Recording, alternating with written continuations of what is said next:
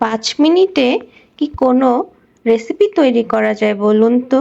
হ্যাঁ, আজকে আমি আপনাদের সাথে মাত্র 5 মিনিটেই একটি ডেজার্ট আইটেম শেয়ার করছি। আর এই ডেজার্টটা খেতে কিন্তু খুবই মজা। পাকা আমের সিজন চলছে, তো এখন আমরা কোনো ডেজার্ট তৈরি করব না পাকা আম দিয়ে, তা কি হয়? অনেক বাচ্চারাই আছে যারা পাকা ফল খেতে চায় না। আপনারা চাইলে সেসব বাচ্চাদের এরকম একটি ডেজার্ট তৈরি করে দিতে পারেন, তাহলে বাচ্চারা খুব খুশি মনেই খাবে। আর এই ডেজার্টটা খুবই হেলদি। আজকে আমি একটি পাওয়ার হাউস ডেজার্ট আপনাদের সাথে শেয়ার করছি, যেটা খেতে যেমন সুস্বাদু, এটা তৈরি করাও খুবই সহজ।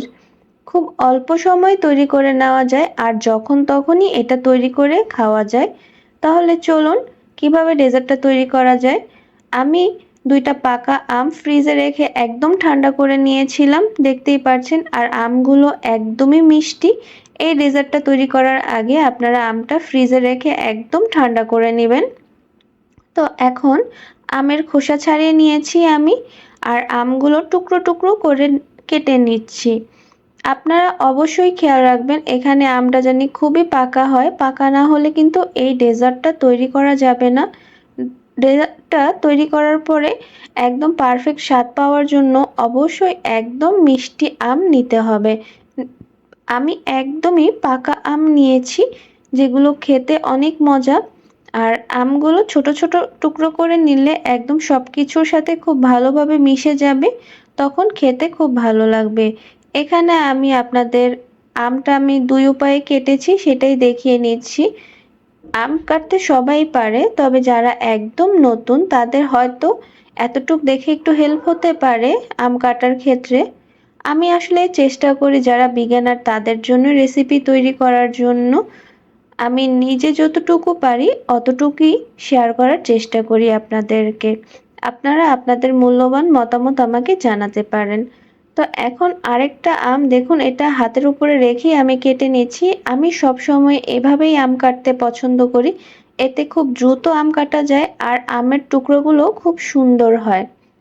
তো দেখুন কত সহজে। তবে আমি অবশ্যই বলবো যারা নতুন আছেন তারা এভাবে রেখে আম কাটতে যাবেন না, হাত কেটে যেতে পারে।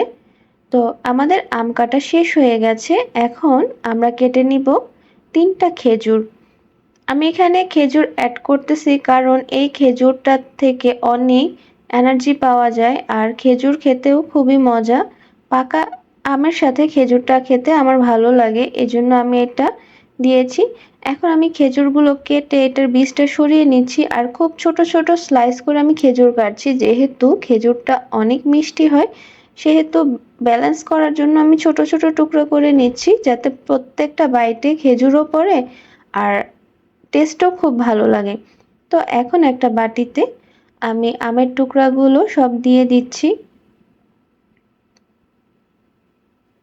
এখন একটু ছড়িয়ে দিচ্ছি যাতে সবকিছু একসাথে ভালোভাবে মিশানো যায়। এখানে আমি দিয়ে দিচ্ছি আমাদের কেটে রাখা খেজুরগুলো।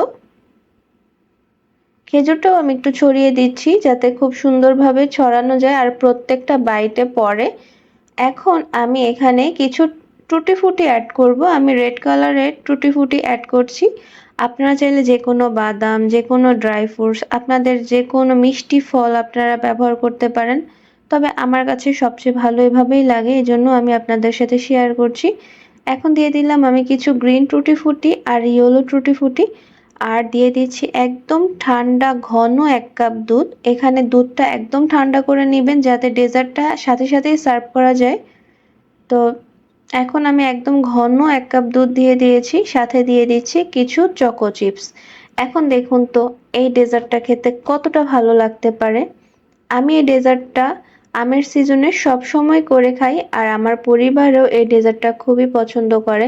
যেহেতু খুব সহজে ডেজার্টটা তৈরি করা যায় আর খেতে অসম্ভব মজা লাগে, বাড়ির ছোট সদস্যদের এভাবে দিয়ে দেখবেন, ওরা পছন্দ করে খাবে, আমি এটা আপনাদেরকে বলতে পারছি। তো আজকের ভিডিওটি আপনাদের কাছে কেমন লাগলো আমাকে কমেন্ট সেকশনে জানাতে পারেন।